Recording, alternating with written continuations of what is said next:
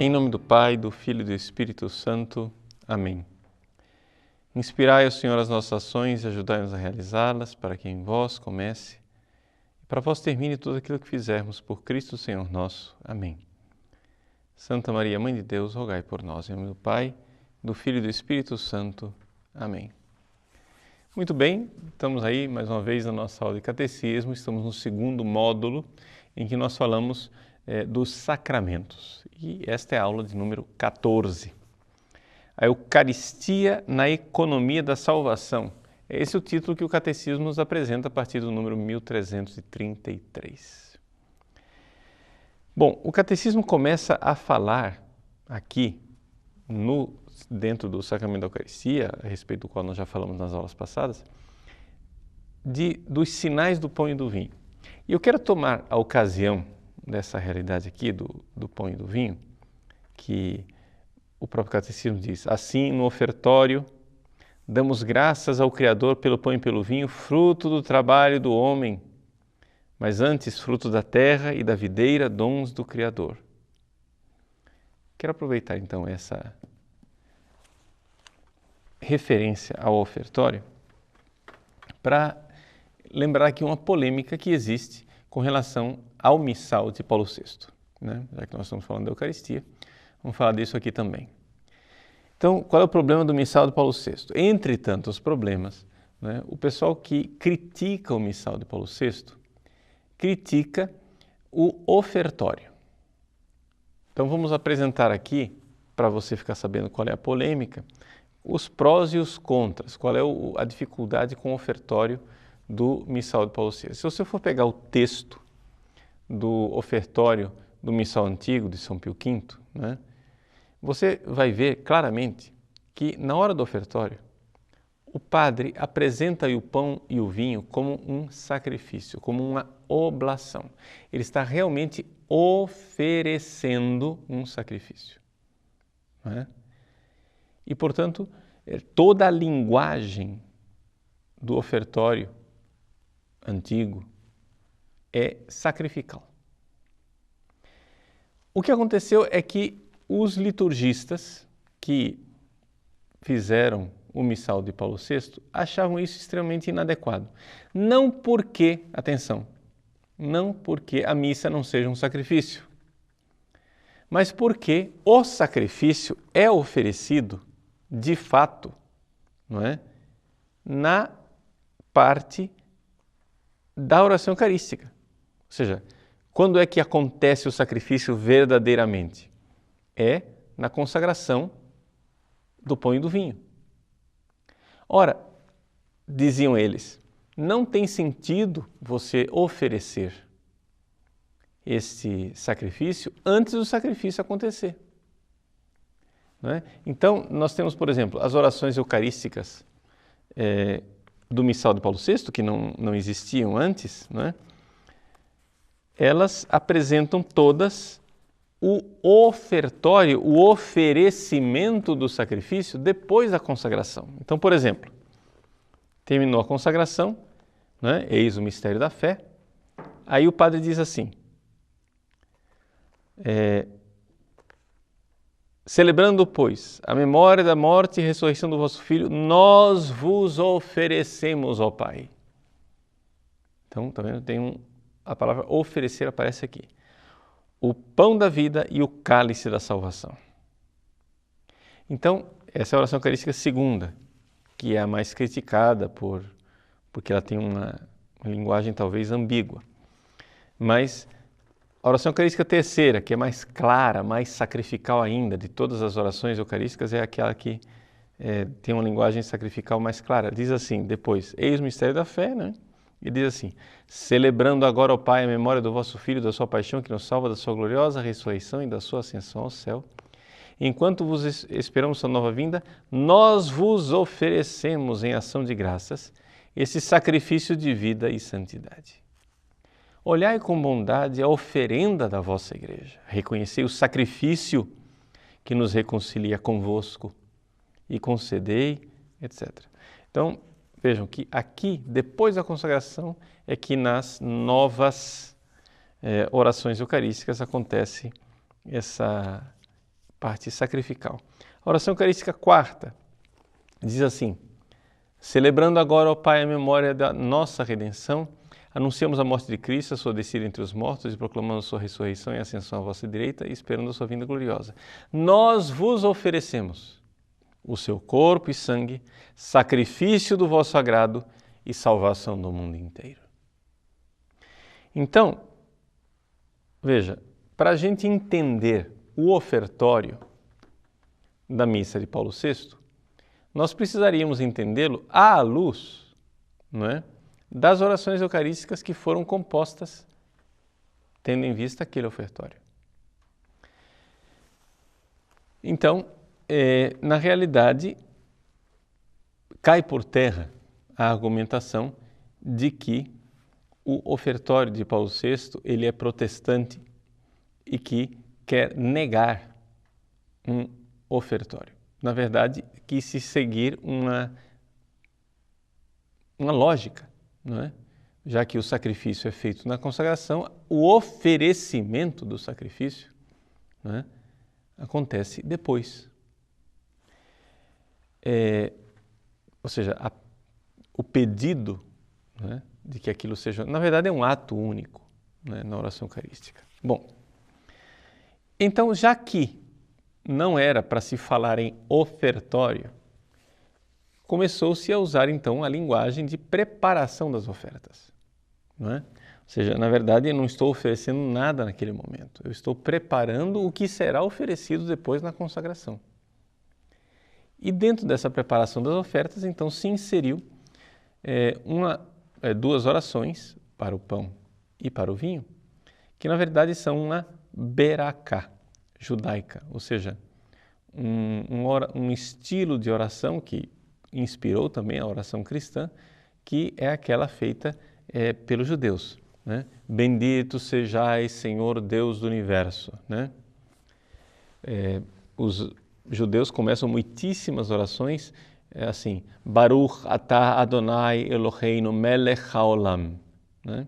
Bendito sejais, Senhor nosso Deus, Rei do Universo. Então, e aí se faz esta oração de agradecimento, né?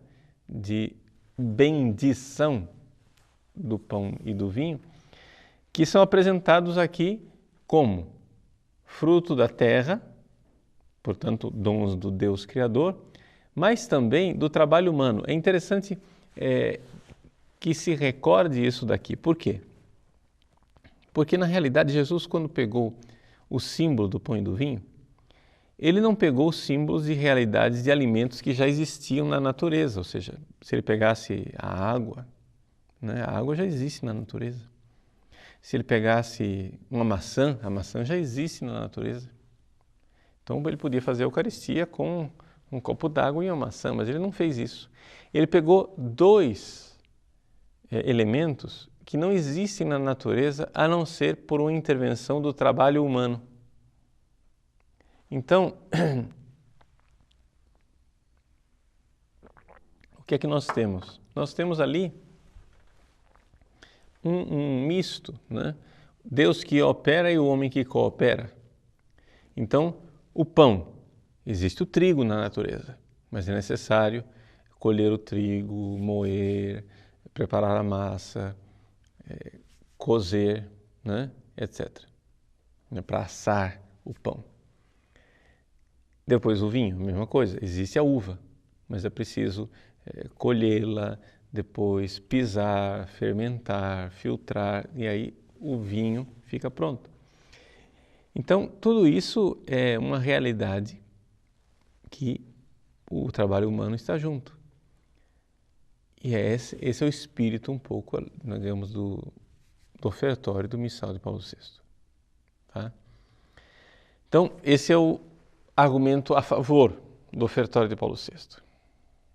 O argumento contrário, apresentado por aqueles que são mais sensíveis à tradição e querem valorizá-la, é que, na verdade, se você for olhar todos os ritos, não somente o rito romano, Mas todos os ritos de todas as liturgias católicas, bizantina, Malabar, Malankar, copta e assim por diante, todas as liturgias têm um ofertório que fala de oferecimento do sacrifício.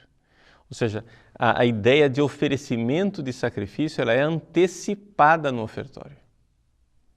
E isso fazem todos os ritos. Ora, se era essa forma de se rezar e de se fazer durante milênios, não tem por que mudar. Então, na verdade, aqui nós temos esse conflito, né?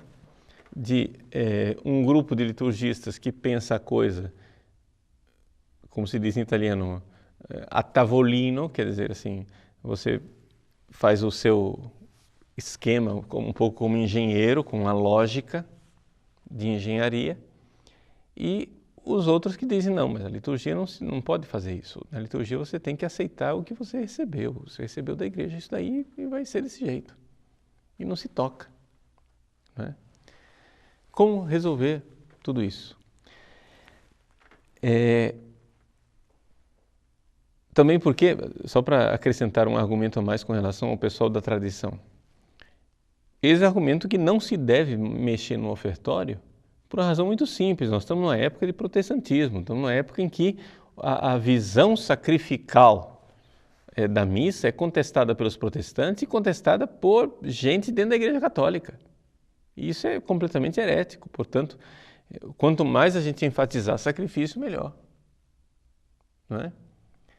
E quando os protestantes fizeram suas reformas litúrgicas, como por exemplo a reforma litúrgica de Cranmer na Inglaterra, né, quando ele foi escrever o ritual anglicano de missa, duas coisas que ele não aceitava de jeito nenhum. Uma era o ofertório e outra era o cânon romano. Né? E estes liturgistas que eram da comissão que fizeram o missal do Paulo VI, eles tiraram essas duas coisas. Fizeram um novo ofertório e tiraram o cânon romano. O cânon romano ele foi inserido na última hora por vontade de Paulo VI. Ou seja, na verdade, na ideia desses liturgistas da comissão, deveria haver somente as 3 orações eucarísticas novas e não o cânon romano. Sendo assim, o que nós temos aqui? Foi criada então uma dificuldade. Por quê? Porque quando você coloca o cânon romano, mas não coloca o ofertório, não é, que foi pensado junto com o cânon romano, existem algumas dificuldades. Por exemplo, assim como os novos liturgistas no missal do Paulo VI deslocaram o ofertório para dentro da oração eucarística, na liturgia antiga, a epiclese, ou seja, a invocação do Espírito Santo, ela acontecia no ofertório. Né? Então, o que acontece? Quando o padre termina de oferecer o pão e o vinho, não é? Ele faz a oração de coração contrito e humilde e depois ele então invoca o Espírito Santo sobre aquelas oferendas e depois vai lavar as mãos. Quer dizer, nessa lógica, não tem por que a gente ficar então procurando no cânon romano uma invocação do Espírito Santo quando ela já tinha sido feita no ofertório. Então, solução para a história. A sugestão seria a seguinte, que já que se trata de pensar uma reforma da reforma litúrgica, existem alguns passos que podem ser dados na direção da tradição, numa reforma do missal de Paulo VI. Ora, se nós temos 4 orações eucarísticas, por que não ter 2 ofertórios? Você deixa o ofertório novo e o ofertório antigo, convivendo lado a lado, com a indicação de que o ofertório antigo deve ser usado especialmente, né, preferencialmente, quando se usa o cânon romano, a oração eucarística primeira. Pronto. E aí você tem as 2 possibilidades, as pessoas, né, que são mais sensíveis à tradição podem tranquilamente usar o ofertório antigo.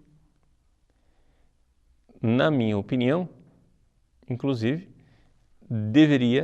deveríamos preferir o ofertório antigo e o cânon romano, exatamente porque estamos numa época de protestantismo. Eu concordo com a ideia de que, de fato, essas duas joias da tradição, o ofertório e o cânon romano, deveriam ser valorizados dentro da nossa liturgia, portanto, deveriam ser restaurados. E, numa possível reforma da reforma, trata-se aqui da gente voltar para essa realidade e preferi-los. Não tenho nada contra, em si, uma leitura ortodoxa dos textos litúrgicos, como é o Novo Ofertório, como é a oração eucarística segunda. Se você é católico, com a fé reta, você lê daquilo de uma forma correta. Mas eu também tenho que dar a mão à palmatória e admitir que, de fato, é possível, com o Novo Ofertório e principalmente a oração eucarística segunda, fazer uma leitura protestante da missa. Não é? E aqui é que está a debilidade, porque se deixa uma brecha. E em tempos em que a fé católica não é que seja a coisa mais sólida do mundo, não é? Em muitos seminários e em muitos sacerdotes, aqui nós poderíamos e deveríamos valorizar a tradição. Tá bom? Então isso aqui é só para esclarecer essa realidade do ofertório. Bom, passamos para frente e então no catecismo se fala, depois de colocar algumas coisas na vida do próprio Jesus que prenunciava, não é? A instituição da Eucaristia, como a multiplicação dos pães, o discurso do pão da vida em São João capítulo 6, aí vem a questão da instituição da Eucaristia. Vejam só, a instituição da Eucaristia é uma realidade que nós, católicos, não podemos negar. A Eucaristia foi instituída por Jesus. E isso está muito claramente atestado. O testemunho mais antigo que nós temos da instituição da Eucaristia está na primeira carta de São Paulo aos Coríntios, que é um escrito da década de 50, 52 depois de Cristo, mais ou menos. Então, os evangelhos são um pouco posteriores, mas então os evangelhos sinóticos, Mateus, Marcos e Lucas, nos trazem a instituição da Eucaristia e a 1 Coríntios. São as 4 fontes que nós temos a instituição da Eucaristia. Podemos dizer que são 2 tradições ligadas, não é, entre si. Nós temos 1 Coríntios e Lucas, os relatos são bem mais parecidos, e Marcos e Mateus, não é, têm um outro tipo de relato, mas substancialmente eles concordam. É Jesus quem quis a Eucaristia, foi Ele. Não adianta a gente dar asas para os modernistas que querem dizer que não foi Jesus coisa nenhuma, Jesus não instituiu nada, isso daí foi invenção da igreja, porque na verdade o que Jesus instituiu foi um serviço. E o argumento que eles usam é que São João, na última ceia, não narra a Eucaristia, São João narra o lava-pés, portanto não há instituição da Eucaristia na última ceia, segundo o Evangelho de João.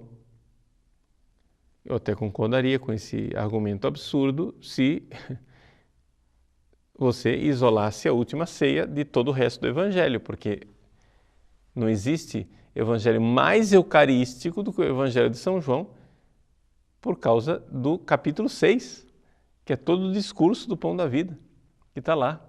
Então não tem como fugir dessa. Não tem como você dizer que São João não tinha Eucaristia. Claro que tinha. Ele não narrou na última ceia, porque ele já fez um capítulo inteiro só sobre isso. Não é? Antecipadamente, mas fez. Não é? Então, nós temos aqui essa realidade. O Concílio de Trento, não é, nos diz com toda clareza que, eu vou ler aqui o Catecismo número 1337, no meio do parágrafo, para poder introduzir essa citação de Trento. Ele diz assim: para deixar-lhes uma garantia deste amor, para nunca afastar-se dos seus e para fazer os participantes de sua Páscoa, Jesus instituiu a Eucaristia como memória de sua morte e sua ressurreição e ordenou aos apóstolos que a celebrassem até a sua volta. Aí vem a citação de Trento. Constituindo-os, então, sacerdotes do Novo Testamento. Então, é na Eucaristia, né, na última ceia, na instituição da Eucaristia, que é instituído também o sacerdócio. Né? E isto é muito importante. Existe todo um movimento protestantizante, modernista, marxista, dentro da Igreja Católica, de negar a existência de um sacerdócio católico. Né? Assim, o padre não seria mais sacerdote, o padre seria simplesmente um servidor do povo, um servidor público. Por que esse movimento? Bom, a razão simples é uma questão de não poder aceitar, não é? Que exista um grupo de pessoas da igreja com um poder diferente, que é o magistério. Isso aqui é a intuição protestante básica. A intuição protestante básica é a seguinte: somos todos iguais, não existe clero. Ou seja, os pastores são leigos, batizados igual a todo mundo, mas que prestam serviço, foram contratados para pregar, mas eles não têm um poder. Não é? Enquanto nós católicos cremos o contrário, nós cremos que existe realmente um poder, que Jesus instituiu um sacerdócio. Não é? Outro dia eu estava conversando com um seminarista, e o seminarista me dizia que em sala de aula o professor disse, falando, né, que horror, padres que celebram a missa e usam latim e usam essas casulas e incenso, etc e tal, essas coisas clericalistas. E esse padre então dizia assim: gente, vocês têm que entender o seguinte, para a gente acabar com esse tipo de atitude, nós temos que fazer uma única coisa: insistir que o padre não é sacerdote. Porque enquanto a gente continuar dizendo que o padre é sacerdote, eles vão continuar fazendo esse tipo de absurdo, onde o padre é o homem sagrado Não, nós precisamos igualar as pessoas. Ao dizer isso, esse professor está honestamente colocando em cima da mesa aquilo que é a agenda, né, protestante. E isso é muito interessante para os marxistas da teologia da libertação, porque, lembrem-se, os marxistas eles querem uma sociedade sem classes. Né? Na análise marxista de igreja, proporcionada pelo seu Leonardo Boff, no seu livro Igreja, Carisma e Poder, o que é que ele diz? Que existe, assim como os capitalistas entraram e usurparam o proletariado dos meios de produção, também dentro da igreja existe uma classe que é expoliada, que são os leigos, que seriam os proletários, e uma classe de capitalistas do sagrado, que são o clero. Então, quem pode interpretar a palavra de Deus? Só o clero? Não, também os leigos. Quem pode celebrar a Eucaristia? Só o clero? Não, também os leigos. Quem pode perdoar os pecados? Só o clero? Não, também os leigos. Ou seja, igualar todo mundo. Clericalizar os leigos e laicizar os padres. Esse é o projeto de igualitarismo. Mas nós estamos vendo, pelo próprio Concílio de Trento, que isso não é possível, porque a fé católica diz o contrário. Tá bom? Então, fica aí, né, essa parte da nossa exposição da nossa fé. Continue seguindo o nosso curso de catecismo e que Deus abençoe você e ilumine os seus estudos. Em nome do Pai, do Filho e do Espírito Santo. Amém.